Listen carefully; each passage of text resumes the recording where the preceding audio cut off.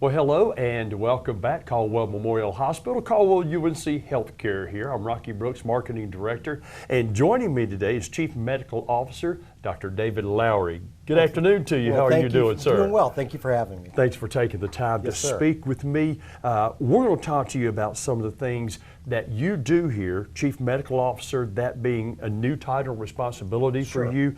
But I want to go back a little bit further about you, your personal background. So tell us where you're from, the route you took to get to Caldwell UNC Health Care. Well, it's kind of a long, winding road, but I was born in Memphis, Tennessee, but my parents were both from Ohio. My dad was in the Navy. We traveled all around while I was growing up, and eventually when he retired, we settled in Ohio. Then I went back to Tennessee for medical school at Vanderbilt and joined the Air Force and practiced medicine in the Air Force for several years and met my wife while I was in the Air Force. And many years ago, we decided to find a place to settle down. She's from California. I'm from Ohio. And we talked to a person about a job in North Carolina, and the rest is history. We said, this is a great place to live and raise a family. And so we picked Western North Carolina. Now, you've been in North Carolina, Western North Carolina in particular, and the Catawba Valley as it's described, for a number of years, some time prior to coming to Caldwell. Yes. So talk about how that route came about. Well, initially I worked at one of the hospitals in Hickory, and about 15 years ago, Caldwell was starting a hospitalist program, and I helped out early on with the hospitalist group. And as I spent time at Caldwell, I realized that I really enjoyed working at this hospital, and an opportunity became available about 10 years ago for me to move to Caldwell full-time, and I took that position and haven't looked back. All right, now when you talk about being a hospitalist, and that leads right into the very next question, explain to folks what a hospitalist is and what your role happens to be. A hospitalist is a doctor who strictly works in the hospital taking care of hospitalized patients. And over the last 20 years or so, medicine has become increasingly complex. The patients that an outpatient doctor sees are very complicated with a lot of chronic disease.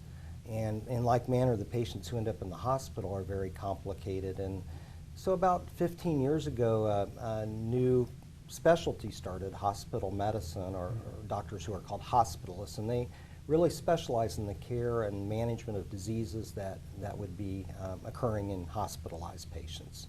So a hospitalist strictly works in the hospital and then works in conjunction with the outpatient doctor to provide a transition of care back out of the hospital when the patient's discharged. How does that differ from someone's family doctor, main provider?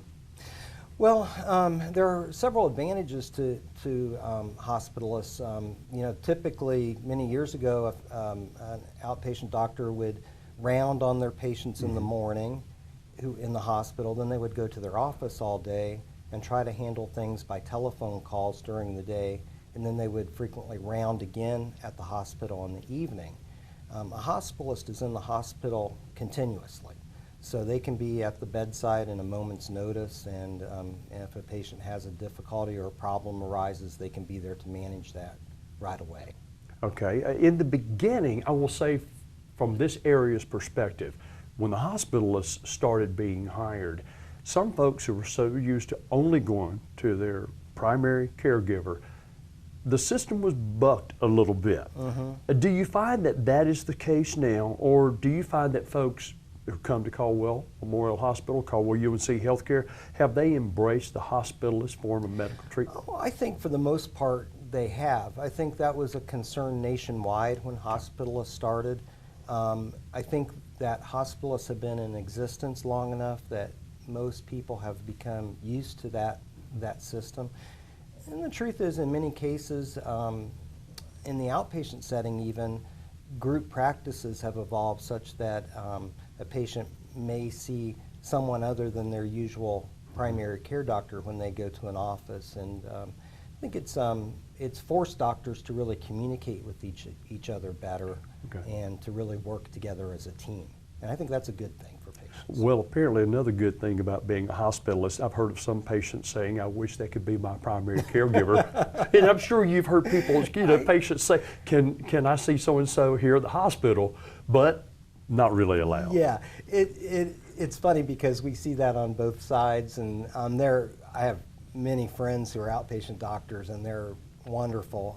My personal physician is a family practice doctor here at Caldwell, and I can't be more pleased with the care I receive. The truth is, I don't think I would be a very good outpatient provider because there's so much specialization in that field now. And in like manner, it's hard to do both. It really is. So we like to think that we're putting the best trained person in the outpatient setting and the best trained person in the inpatient setting so that we can have good care in a continuum for everybody. And from the patient's perspective, if they are admitted at various times throughout their life, they may not incur the same hospitalist as they come in, correct? Yeah, that's true. Typically, hospitalists work for several days in a row and then have a few days off. It's kind of like being a firefighter in that sense. Now, what we found is most patients have a hospitalization that's short enough that they have the same hospitalist throughout. We communicate well with each other in transitions of care, and we try to maintain as much continuity of care as we can. Okay. I want to focus a little bit more on you again, if you don't Sure. mind. You recently were named Chief Medical Officer Right. here, and talk about the responsibilities, what the Chief Medical Officer does, what the purview, and how has it changed you, Dr. Lowry, on a daily basis and your role with patients and your fellow coworkers? Yeah, I have a lot of different hats, and so it's hard to really describe everything that I do. I think a big part of what I do involves quality performance, and in the hospital we are always trying to do better, always trying to provide better care in a more patient advocate-centered way, in a way that's more convenient for patients, that's safer for patients. So in my role, I'm involved with a lot of quality measures. We have ongoing projects in the hospital. One that we started just planning yesterday that I think is going to be very exciting. That's a large part of what I do. I don't see patients on a daily basis, which has been difficult. It's been a shift for me since I've done that for well over 20 years. It's also given me an opportunity, though, to work with all of the doctors in the system, not just the ones that I normally would interact with. Once again, let me let you know, we're here talking with Dr. David Lowry, Chief Medical Officer, Caldwell UNC Health Care, and his role in the new title that he has taken on. And so, Dr. Lowry, in this dual role that you happen to have, Chief Medical Officer as well as direct oversight of the hospitalists, you have your pulse, your finger on the pulse of just about everything that goes on as it's related to physicians and clinical care. Can you elaborate a little bit on that itself? Oh, well, there are a lot of moving parts. I think that the healthcare system and providers nationwide have been under a lot of stress over the last few years, and especially right now, we're in the middle of an influenza epidemic, which has placed incredible stress on the system. I've been amazed at how the nurses, doctors, other workers in the hospital have really stepped up to the bat. Many are putting in extra hours, working really hard, and it just amazes me every day to see how devoted these people are to their work. Do you find yourself at times, in the past even, not just as Chief Medical Officer, have you found yourself to be in the role of the cheerleader for the team, to keep morale up? It's not an easy job to do for any of the providers in a medical care facility, especially a hospital. No, it's not, and typically hospitalists work 12-hour shifts, and nurses typically work a 12-hour shift, but there's really not an end point. I like to say that we finish when the work is done. So frequently people are working very long shifts under incredible pressure. They've maybe not had a chance to grab lunch or grab dinner. And it's hard to keep spirits up sometimes. So yeah, I think part of being a team member is to keep track of how everyone's doing and be an encourager. And a word of kindness or bringing somebody a cup of coffee or a donut seems to really work wonders in keeping, just letting know that people know that you care. And that they're doing a good job. Right, right, exactly. Some misperceptions the public may have about the hospitalist or medical care as it relates to the hospital in particular. Are there things out there you wish you could set a record straight on or help folks understand better as patients when they come in under the care of hospitalists in the hospital itself? Yeah, there's so many chronic conditions that patients have now. I'm amazed at how some people are able to keep going despite the severe disease they have. And I think doctors get frustrated because we wish we could just fix it. We wish we could, in many cases, just make people completely well, and oftentimes we can't. And I think that's one of the biggest frustrations I know that I've experienced, and I think my colleagues have as well. Just a sense that sometimes we just can't. Nature works against us, and we just can't reverse disease, and that's frustrating to see people suffer. We don't. I think sometimes people have a perception that it's just a job, and no, medical professionals have trained for years and to do their work, and it's because they really want to help people. They really do, and it's hard when you see that you can't help someone and that someone's suffering. That's really hard. As a hospitalist, how many patients might you be in charge of at any given shift? Oh, that ranges from hospital to hospital, Okay. but typically I think most hospitalists on a given day would be responsible for rounding on 10 to 16 patients. Now, there's some ebb and flow with the flu epidemic. In general, they're seeing more, not just here, but at every hospital in the area. But that's a pretty good average. Would that mean that the patient in their time they're staying in a hospital and here at Caldwell, they may see the hospitalist more than just one time a morning when most family practitioners would do their rounding? Yes, Might you see a hospitalist multiple times? That's one of the advantages. Again, I like to say that we're only about 30 seconds away from any patient room at any given time. Of course, if we use the stairs. So, but that allows us to come back and talk to family members. So what I find frequently is if I round on a patient early in the morning, perhaps a family member comes by over lunch and they have questions, and that way I can go back to the room and talk to the family member. And then perhaps a nurse has a question or would like for me to take a look at a patient, and a couple hours later it's very easy for me to step back and see the patient again. Okay. You mentioned the flu, of course. We know a lot about what's happening here at the hospital. Right. You know much more than I. However, it's bad. But other than the flu for the moment, what are some of the other project issues that are going on at the moment that are being addressed? Well, one that I'm really excited about is a program that we just started officially planning for yesterday, and it's called Clean In, Clean Out. And it's a hand washing protocol that was developed at Chapel Hill 5 years ago. And I know it seems very simple, but hand washing is something that's difficult for people to do in the hospital setting. People get busy and they forget to wash their hands.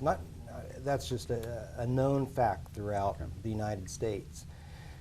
We also know that when people in the hospital wash their hands frequently between patient encounters, that the incidence of infection acquired in the hospital decreases dramatically.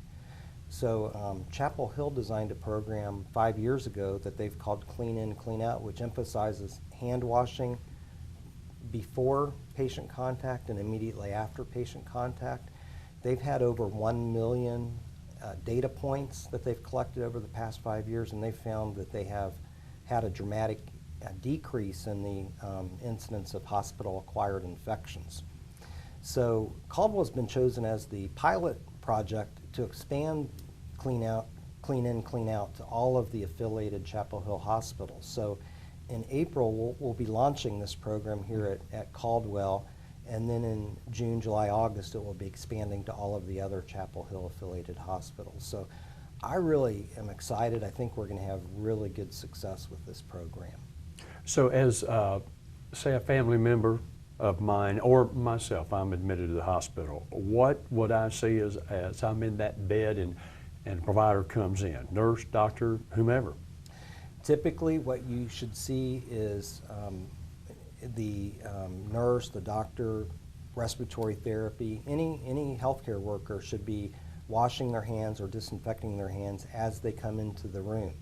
Now, typically what you might see is we often use an alcohol-based foam that's a disinfectant foam, but as the provider comes in the room, they should be, washing that foam on their hands. And oftentimes they'll also wash their hands at the sink or use a foam dispenser on the wall after they've entered into the room as well. And in like manner, as they leave the room, they should grab foam or soap and water and disinfect their hands as well. And I'd like to encourage patients and family members to just kindly say, if that's not happening, say, nurse or doctor, wash your hands. And say it with a smile, and we'll be happy to do it. Sometimes we need a gentle reminder, too. Okay. No one will take offense to it. No one will take offense, I promise. But I like the way you've set this program up, or the way it's been set up at Chapel Hill, and you want to implement it here. It's not punitive for the staff. No, it's fascinating. The typical hand washing program over the years has been, the basis of it has been, if you don't wash your hands, you're in trouble.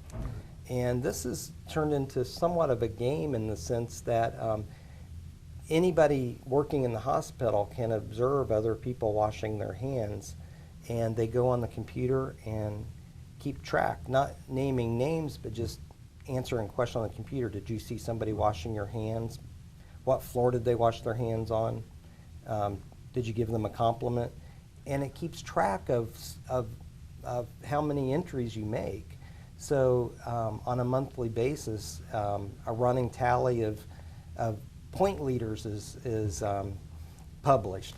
And it's a little bit of a contest, and it actually works. Again, it sounds simple, but at Chapel Hill they've had incredible participation. And again, they've had over 1 million entries in their computer over the past 5 years. Through positive reinforcement. Through positive reinforcement. And they found that people respond to positive reinforcement much better than they do to negative.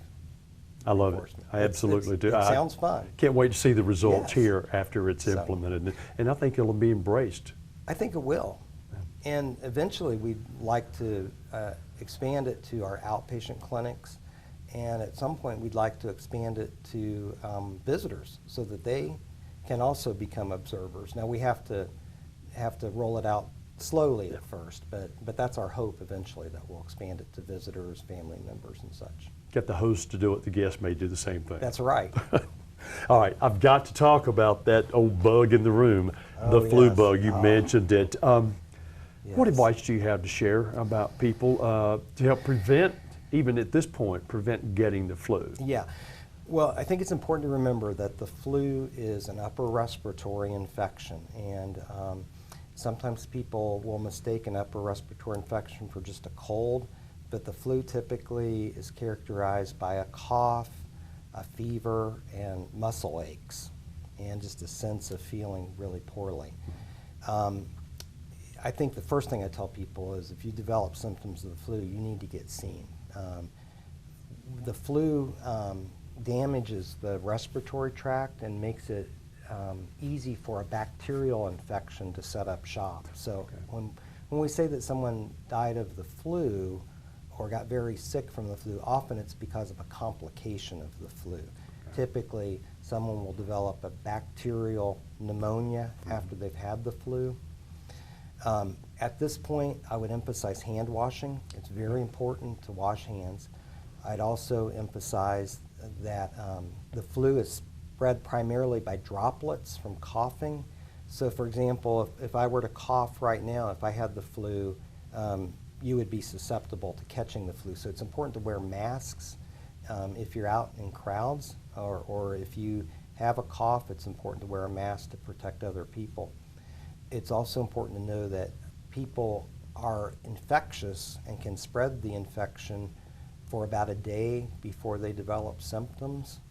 Okay. And also after they develop the flu, they can still remain infectious for 5 to 7 days afterwards. So even if you feel that you're over it, you may not be.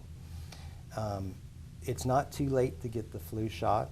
The flu shot will not cause the flu. It's made from a dead virus. It's impossible to get the flu from the flu shot. It's not entirely effective, but it works pretty well. You can still get the flu even if you've had the flu shot, but if you get the flu, it often has an attenuated course, meaning that your symptoms aren't nearly as severe as they would have been without the flu shot. I think the biggest thing I can tell people is get seen if you're sick. The flu complications can arise quickly, and there is some treatment that's available.